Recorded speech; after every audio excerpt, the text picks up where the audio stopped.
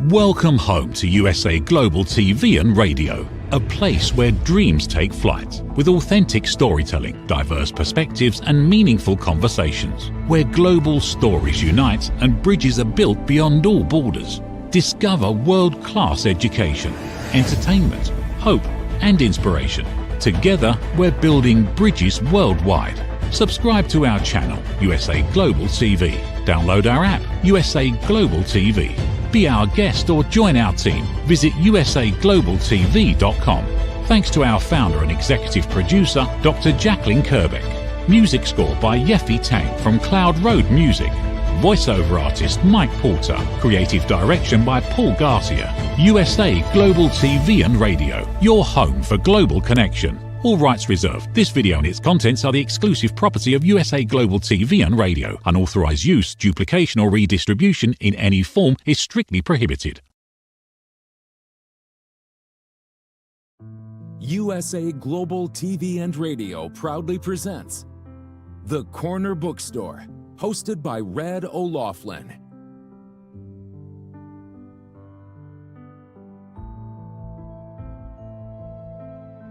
Step into a world where every story inspires.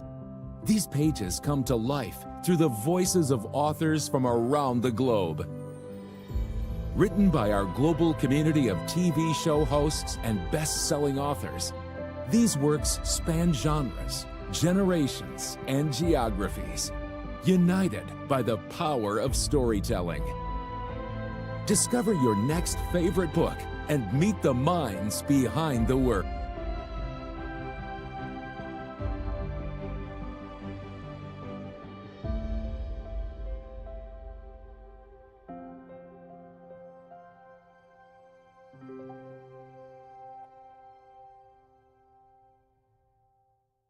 Thursdays, only on USA Global TV and Radio.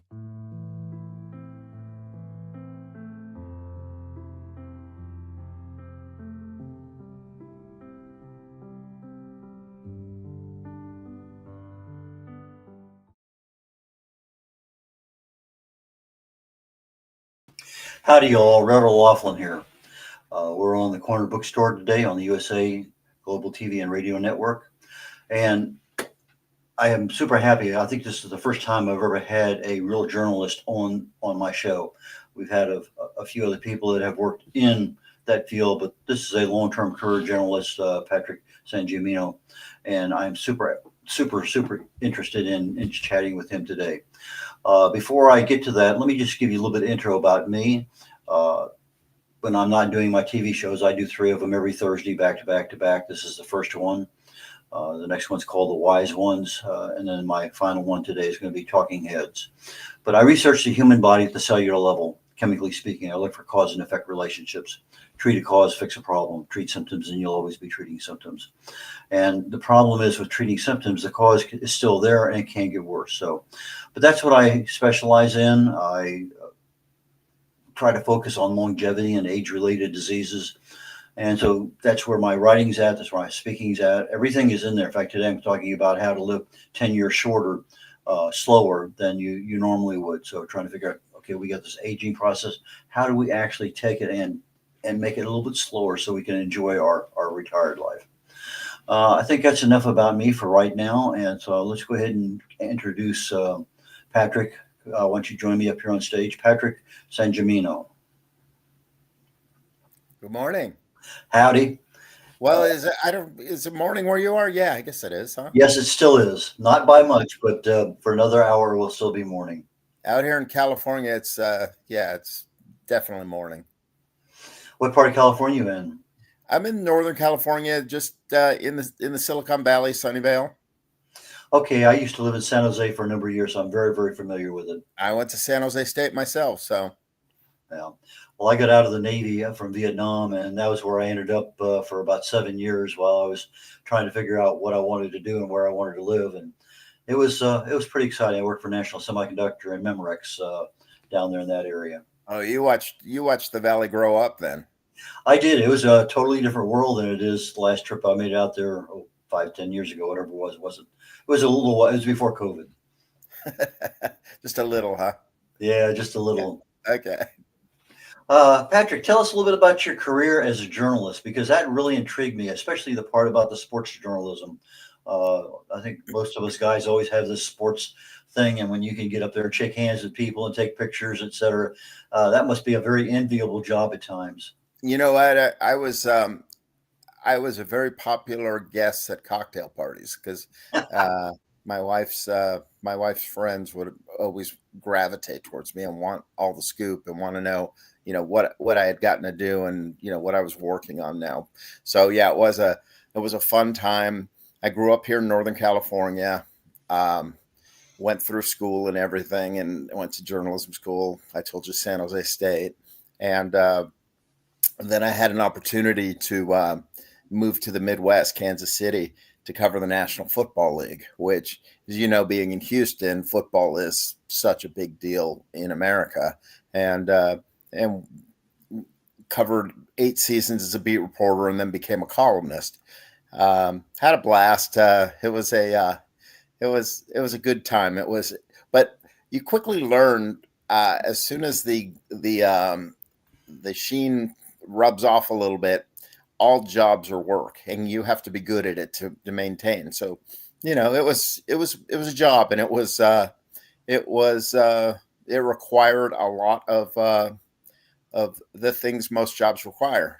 Just hard work, work ethic, intensity, showing up every day, and being there and being good at it. Okay, so you have a job that obviously you have to write, you have to research, you have to document, you have to get the facts. Just the facts, ma'am, as they used to say there in Dragnet many years ago. But you also have to take those facts and compile them into something. I mean, if I'm reading something and if I don't get the gist of it within the first paragraph or two, literally within the first couple, three sentences, I pass and go on. You and I are completely the same. That's the way they taught us to write when we were kids, and now, and you will when you go online and read a story, I find myself wondering why I'm reading this story like 9, 10 paragraphs into the story. And I'm just like, what is the point of this thing? Where are we going? So the game has changed a little bit. The industry changed exponentially. Um, it's a different world now. And I don't think the writing matters as much as it used to, as much as the social media component to it all. Well, I think you're right, because I will generally pick, depending on which news article I'm looking at that I've read before a number of times, I'll almost automatically go to the second paragraph because the first paragraph is restating the title of the article. Yes. Why do I need to reread that? I mean, what's the facts? And then I look at it. Okay, they're telling me three things that are going on. Okay, I go down. I don't see one, two, three. I go down to it's delaying my anticipation. Well, I have time. I got other interests. Let me just go on. I don't need to know those three things right now. In journalism, we have something called a nut graph. Good newspaper writing. The nut graph is basically the meat of the story, and it's got in this one paragraph, it's going to tell you why I need to read this story and what the premise of this story is and what's to come. And if you don't have that within 2 or 3 graphs of the of your first paragraph, chances are we were told you were going to lose your reader. They weren't going to keep going. And that philosophy has changed completely. What caused the change, do you think? I don't know. I think that I think the art of writing is taking a back seat. I sound like an old man right now. I sound like a stay off my lawn type of guy, and how things were so much better in my generation. But I think we were taught far more deliberately growing up, and we had to there was a testing ground before you got to getting a daily byline. You started off at a weekly newspaper, and you learned the ropes of the business. You learned all of that stuff, and you spent 2 to 3 years at a place like that, and then you hoped for your big opportunity to go to a daily. And I know my last couple of years in the business, we were hiring kids straight out of college, and they weren't ready for that, for what we were doing on a daily basis. So it changed the industry completely. I think we don't produce as many journalists because there's not as many media outlets, and so it's just a different world. Well, part of the issue is the headline, and that's a real skill or talent in order to catch somebody's eye, and also make it applicable to what you're actually writing. Absolutely. Because sometimes I'm led astray by that's not what the person's writing about, and so how do you develop a title for your articles? Right, because that's going to be important as you get back into writing books. Headline writing is one of those. Generally speaking, if you write the story, you know what the story's about. So your editor writes the headline because if you've done it right, he's going to write a headline, or she's going to write a headline that fits it. You might miss the mark completely with a headline. So it usually comes down to a size component and a space component. So you leave that to editors, and we don't. When I became an editor, which was in the later stages of my career, writing headlines was definitely one of those skills. And I worked with amazing headline writers who just had this knack for turning phrases and puns and quips and all of those things that made you want to read the story. And I think those guys are just so talented, and they don't get the credit they deserve because they're so important. Well, I noticed that several years ago, when I was writing a lot of blogs, I would always go to a headline generator, and I'd tell it what it was. Okay, I don't like that one, but I would get 4 or 5, and then maybe combine 2 of them together. I wanted the interest generated, and I wanted something that was applicable to what I had, and I found those to be a whole lot better than my own ability to create a headline. Nowadays, when I want headlines, just like for the topic for my show coming up 2 from now, I'll go into AI and I say, here's here's a brief paragraph of what I'm talking about. Give me 10 topics. Here's my audience, and boom. Then I take a look at those 10 topics. And I say, okay, there's 1 or 2 there I can use. Give me another 10, or whatever I may have, or say focus more on this. And I use AI a lot for a lot of my research, but my prompts are about 2 pages long for what I do in the field that I'm working in for my research. But when I want something, here I get all this. I said, okay, based on everything that's there, give me 10 topic headlines for a presentation, for a blog, for whatever. And AI generates a lot of stuff. It's maybe not exactly what you need, but it certainly gets the juices stimulated. And absolutely, I can take this and that and that, and I come up with something that I'm happy with. In this new brand of journalism we're talking about, where the online part is so important now, there's something called search engine optimization, which I'm pretty sure you've heard about. You're a very smart man. And it's basically, how do you get more clicks for a story, and how will it find its way higher onto the Google page on a search? And that has changed. That has taken a lot of the creativity out of the headline writing game, because search engine optimization is just a laundry list of all the things you need in a headline. But you have the same thing as an author. We're going to get into that here very, very quickly. But you have keywords that somebody has no idea Patrick exists, but they want to know something about whatever. They put in a search, this different, and maybe your book pops up, maybe it doesn't. But that's part of that search engine. When you have your author account and you're starting to put your keywords in, that you're trying to get that search engine to look in your direction a little bit more. And so that's pretty important. And we as authors need that every little bit of help we can get, because that's not our area of expertise. We can write. We may not edit very well. We certainly can't market, most of us. But the one thing that we can do is, what is our real story about, so people can find us. The funniest thing about it is, you talked about headlines and with a book, the last words I wrote in my book was the title, and I labored over it for months after the book was done. Like, what do I call this thing? And that was a challenge, because it just wasn't I wanted something that people would remember. And, that was a challenge for me. Well, I think it's a challenge for all of us because I know when I'm writing, I'll have a draft headline up there. I'll have a rough view in my mind of who I'm writing this to. If it's a bunch of senior retirees, is it a bunch of football players, whatever it may happen to be.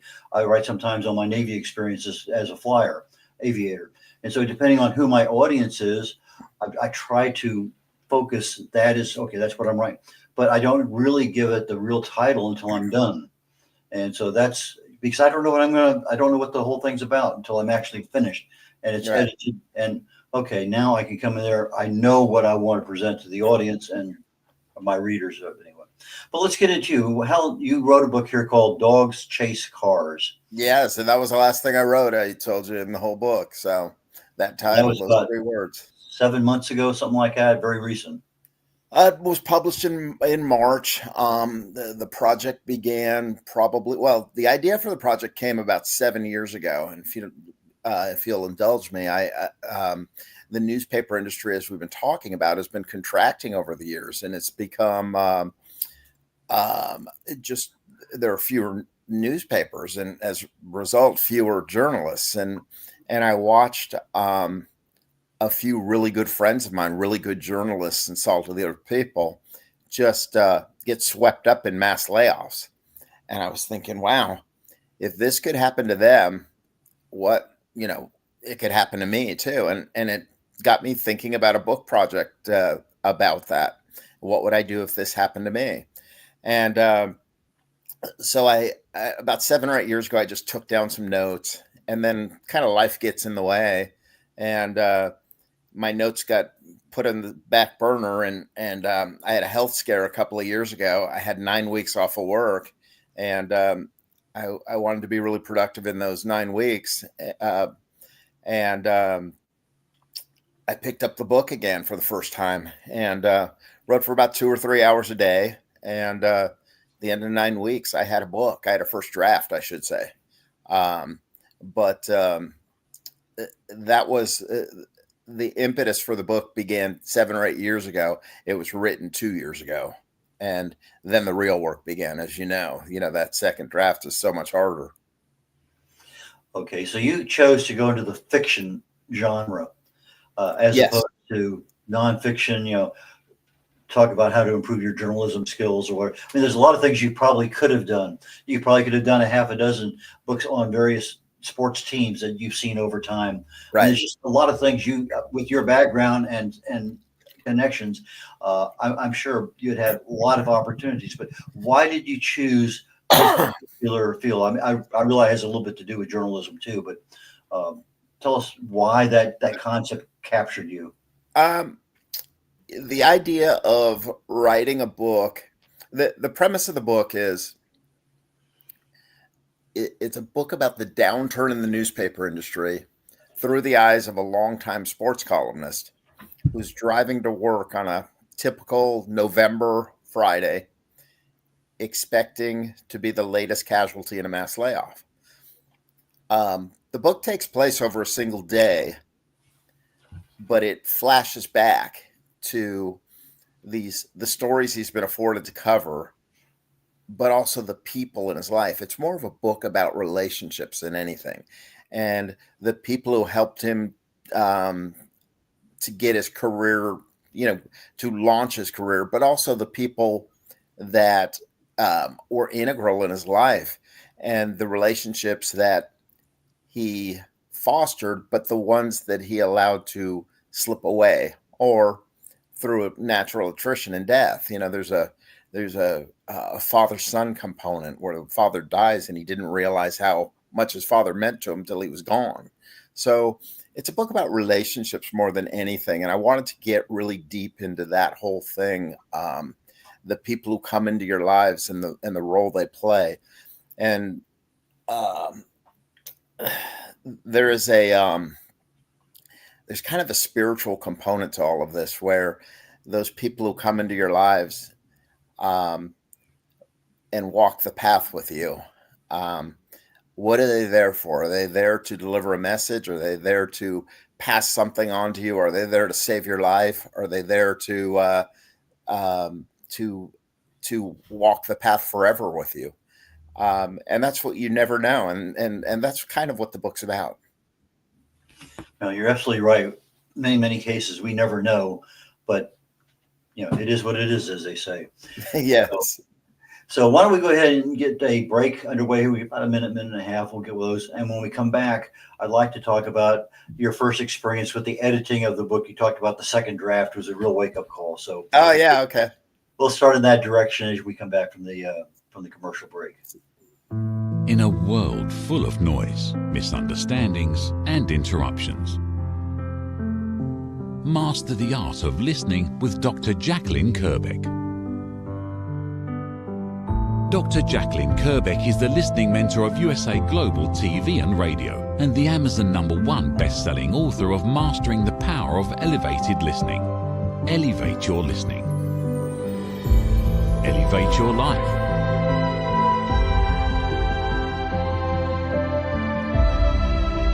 Join a global learning experience in person or via Zoom. Reserve your spot today. usaglobaltv.com/book-your-session or drjacqueline.thinkific.com. Join Dr. Kerbeck's listening courses or hire her to unlock deeper connections and authentic conversations. Howdy, Randall Laughlin here. We're on the Corner Bookstore on the USA Global TV and Radio Network, and I'm truly honored today to have a career journalist, now fiction writer, on my show, and Patrick Sangimino. Please join me back up on stage. Here I am. Here you are.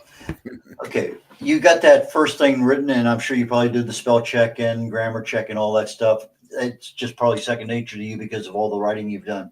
But when you start getting into a fiction book with a story and a plot and characters and dates and times and locations, that can be an interesting quagmire of things to happen. Tell us what happened with you. It was really interesting because I got the thing done, and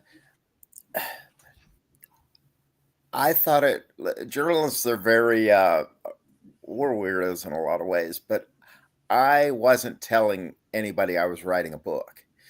I thought as a journalist, it would sound very pretentious of me. So I kind of kept it under wraps for a while, and it was just my side project. Like I said, I was off work, and this was my way of, it was such a cathartic experience for me to write this book. And so I get done with the first draft, and I have no idea what to do with it now. It's staring at me. And I was like, okay, I've got to let somebody read this thing. So I've tracked down a couple of close friends, and I said, would you read this? Let me know what you think. And they're like, oh, wow, this is really good. And I have a really good friend who's a New York Times bestseller. And I was like, hey, I don't want to infringe upon your territory here, because I write 500 words at a time. And but I wrote something. I'm reluctant to call it a book. I don't know what to do with it. And she gave me her editor's name, and the editor, she gave his number, and she goes, I'll tell him you're calling. I called him, and he goes, I want to read the first 3 chapters. He reads the first 3 chapters, and he says, oh, you know how to write. And I said, well, doesn't everybody who comes to you? And he goes, no, you'd be surprised. And I started laughing, and he goes, I like the premise. I like the way you write. I want this project. All right. So he reads it over the next 3 months, and he goes, it's a good book, but we got work to do now. And I was thinking, we're done now. It's, I thought he was going to polish it, and we were going to be ready to publish at that point. What I came to find is that it's kind of like a puzzle where that's out of place. Right now, it's looking very much like a Picasso, where the eye might be down here and the mouth might be up here. We've got to revamp some things and write some new transitions, and that took 2 or 3 months to do, and it was a laborious process in so many ways. So it was challenging, it was fun, and it was frustrating all at the same time. Does that make sense?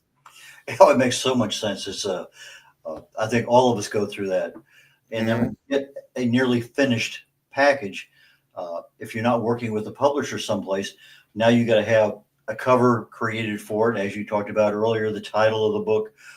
You got to start marketing the book, and that's something again we as authors generally don't have that skill set. Right. So when did you start marketing the book? You know, the book came out, and I was like, I didn't know what to do at that point. I was like, okay, it's going to fly off the shelves now, and here we go. And it's the tree in the woods. It's literally the tree in the woods. It's fallen and nobody heard it. So, um, what do you do? And so once again, I reached out eventually to my friend and I said, hey, because I had written many stories about her while I was a journalist, I um, and I said, how do you market? And she goes, here's my marketer's name. And um, Mickey, I called Mickey, and I'd worked with Mickey from the journalistic side, and he goes, yeah, I'm interested.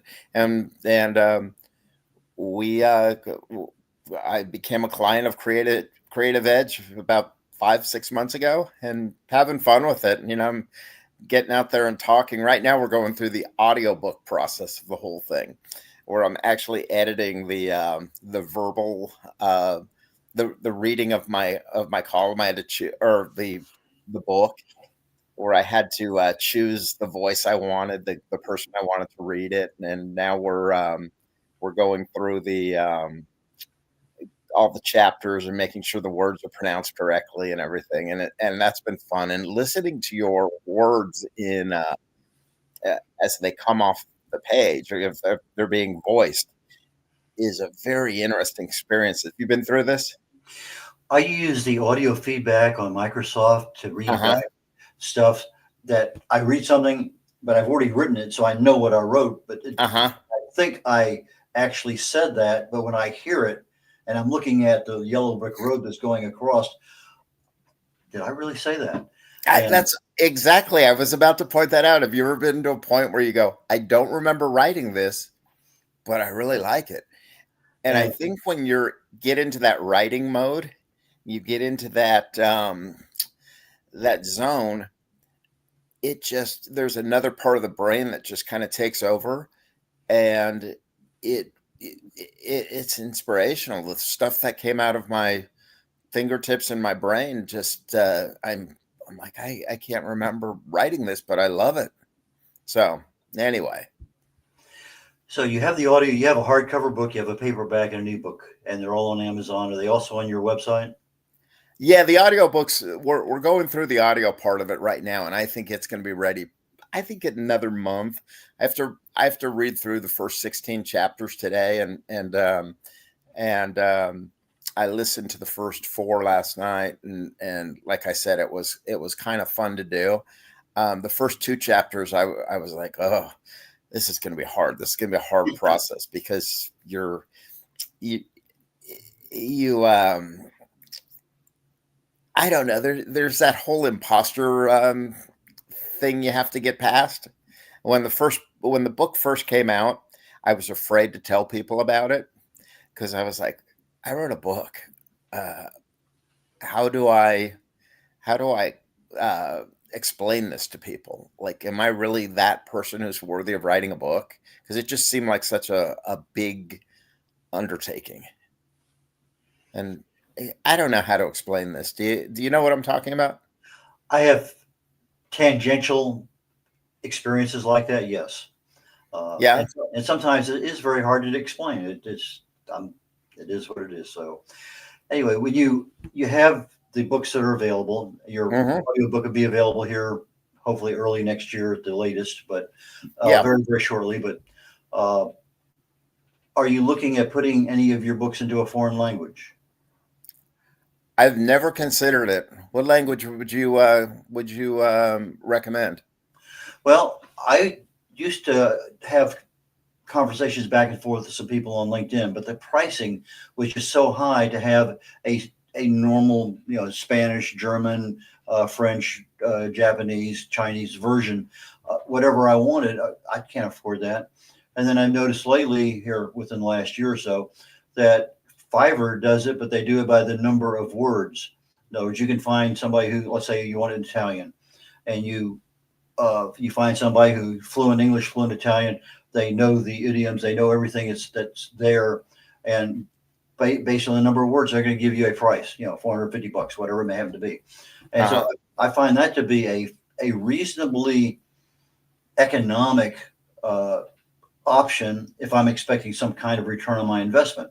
Obviously, I now have to market to a totally new world, but it adds a little bit more credibility. Oh, now my book is available, here, there, and yonder. But of the places that we have here in the United States, probably Spanish is going to be I think the most ideal second language to have your book in. That makes the most sense. Yeah, we wouldn't do Irish, would we now? Well, there's nothing wrong with the Gaelic and although I think the Irish accent would be kind of fun to listen to for a while. I would definitely recommend against Klingon, though. Yeah, that makes sense. I have a client I'm working with right now. He was an opera singer for over almost 45 years. And I asked him about singing in foreign languages. And he says, yeah, you have to be absolutely fluent in those languages in order to sing in those languages. And so we kind of had a little banter going back and forth. I says, have you ever heard of Klingon opera? And he just burst out laughing because we were talking about how sounds work. And there's a IPA database, every sound in there. And I said, well, is Klingon in there too? And anyway, not meaning to get too far aside on this one. By the way, there was a question here. I am a big sports fan. I grew up in a baseball crazy household.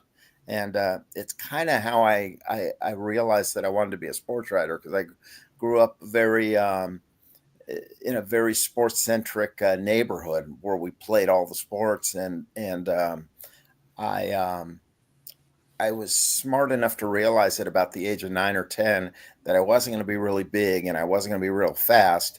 And while I was a decent baseball player, I couldn't hit a curveball, so I was never going to play third base for the San Francisco Giants. So I fell in love with a TV show, and you'll know about this one, The Odd Couple, with Tony Randall and Jack Klugman, and the role of Oscar Madison, played by Klugman. I just thought he had the coolest job, where he went to the ballpark every day, and I was like, wow, this is what I want to do for a living. So at the age of 10 or 11, this is what I knew I wanted to do. Well, I was very fortunate. I got married, and Mickey Mantle, his last year in baseball, opened a restaurant in the city. We were in our honeymoon, and we went in there, and he was there. I had no intention of, let's just go to his restaurant. And so I got a picture taken with him, shook his hand and everything. That was kind of neat. Wow. That's really cool. Now, did you grow up a Mickey Mantle fan? Oh, absolutely. I was New York Yankees back in that era. Early and he 50s. Grew up in Commerce, Oklahoma. Is that correct? I believe you're right. Commerce, Comet. Yeah. That's what they called him. Yes. So, yeah, I mean, there are still men in the world today who just worship that guy. Well, I remember when he died in 1994, and it was sad. Well, I still have a newspaper clipping. I don't have many, but I have one where he almost hit a ball outside of New York Yankee Stadium. Wow. He was up there in the upper deck and actually smashed the seat back or something. But anyway, it was up 195 feet up, 400 feet out or something. It was an unbelievable hit. But anyway, yeah, I do have a little bit of that. But I do have a Polaroid with him signing the back of it with my wife and I on our honeymoon. That is a keeper right there. I hope you still have that nearby. I do very much so. That is. We're getting close toward the end. Let's go ahead and get down. You have a book that sounds like to me can be a series. You said it's a one-day event in this. It sounds like to me that this guy with his relationships and whatever, what happened? 2 months later, 2 years later, what, I don't know. Well, that's funny because people have asked me what what becomes of him. And it's spurned a second book that I'm working on right now. And the book is kind of metaphors, just kind of evolving into something of what happened. What do you do with your second chapter of life? Your maybe your last chapter of life to remain relevant and to be productive. And it's that quest for that next thing. And that's what our lead character is going through right now. We had a guest on our show like you, and I met him at a military event. Both of us are Vietnam veterans. Bill Brown, he used to be a sports announcer for the Houston Astros. Okay. Have you ever bumped into him? I have never bumped into Bill Brown, but I've heard the name. Yeah, he's written a number of books, many of them in baseball, but he did one on military veterans in baseball, which I thought was an outstanding book. But anyway, we're getting close to the end of the show now. So how do people get in touch with you if they want to have you speak at some event or live on Zoom, or how do people find your books? So what do you recommend? Well, you could buy my book on Amazon or barnesandnoble.coms. My Twitter handle is P Sangimino. My Instagram is Patrick Sangimino, and my Facebook is Pat Sangimino. So I'm all over the board with what I use here. But yeah, I've got lots of things going on. I'm very reachable. So feel free to track me down. I'd love to talk to anybody who's interested in this. I think it's a good read. If you're a sports fan, you're going to love it. If you're someone who's been, involved in a tough time with the job marketplace and the uncertainty of it all, I think you can relate to it. And if you're anybody who's ever, had relationships, which is all of us, you'll definitely gravitate towards it. Life is about relationships, and that's kind of the theme throughout this book, I think. And I think there's something that makes you want to read it and enjoy it and get to know this guy. He's not a perfect man by any stretch of the imagination, but he's very relatable. Well, I appreciate that very, very much, Patrick. And I look forward to our conversation. I know we're going to bump into each other again down the road. There's no doubt in my mind. Brad, I've enjoyed you. Your story. I want to hear more about your story someday. The question is which one. There's so many of them, but anyway. Well, we'll get started then. Maybe I'll come down to Houston and we'll have a pint or something, and we'll discuss this. I'm sure that's possible, but when that happens, we will figure it all out. Anyway, Patrick, thank you so very, very much. I really and truly enjoyed our time today, and I look forward to our next one. So, Red, thanks for your time. Take care, sir. Bye. Take care. Red O'Loughlin here. We're concluding the Corner Bookstore on the USA Global TV and Radio Network.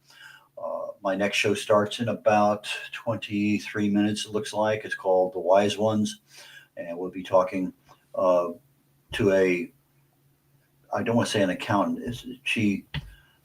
Jocelyn Martinez is an accountant, yes, but she is an entrepreneur. She formed her own company. She has a master in accounting, a very dynamic person. So I'm looking forward to that conversation. For myself, my topic on Talking Heads today is about how do you slow the next 10 years of your life? Slow it down where you're healthier, you're more vibrant, you can do more things. So that's the focus that I have. And it's a show about 40 minutes, rough order magnitude. And what else do I have? I think I am running out of thoughts for the moment. So Red O'Loughlin signing off here on the Corner Bookstore today. And I look forward to seeing you all next week. Bye now. Ever dreamed of hosting your own TV show, sharing your story with a global audience? Now's your chance to shine. At USA Global TV and Radio, we make it easy for you to create, host, and broadcast your very own TV show. Whether you're a storyteller, entrepreneur, or industry expert, we help you bring your vision to life. With our exclusive interview, live streaming, and podcasting training, you'll gain the skills and confidence to captivate your audience. Our global platform ensures your voice is heard worldwide. Join our community of creators who are already making an impact, one show at a time. Step into the spotlight. Host your own TV show on USA Global TV and Radio. Book your discovery call today at usaglobaltv.com.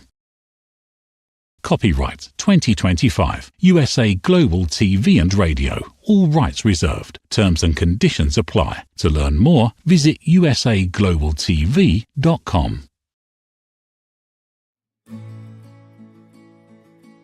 Nestled in the heart of the Blue Ridge Mountains, the Horseshoe Farm has always been more than a destination. It's a living, breathing reflection of community, connection, and transformation. Once a humble family farmstead, it has evolved over the years to become a sanctuary for travelers, seekers, families, and friends alike.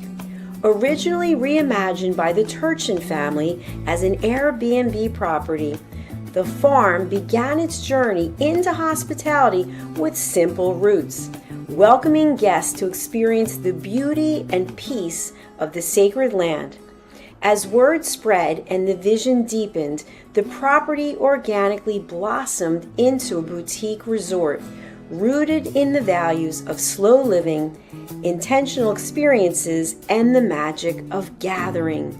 Today, the Horseshoe Farm is a 90-acre experiential retreat that merges hospitality, wellness, and culinary excellence.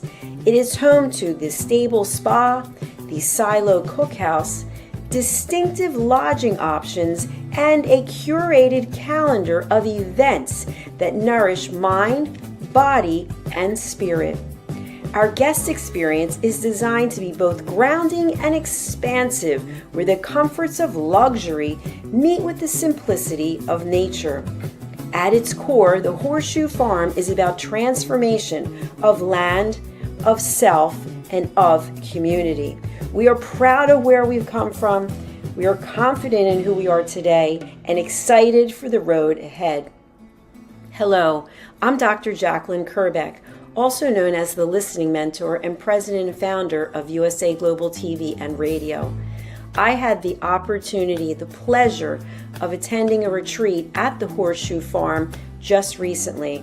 I was so impressed with all of the opportunities that were presented to me in this glorious setting, as well as the highest level of customer service, that I've decided to put together a retreat at the Horseshoe Farm in Hendersonville, North Carolina, United States of America, June 3rd through the 6th, 2026. You can expect to have a beautiful time of relaxation combined with learning, community, collaboration. Do consider joining me in this wonderful opportunity to reconnect with yourself, with others, and with nature. For more information, email me at drjacqueline@usaglobaltv.com.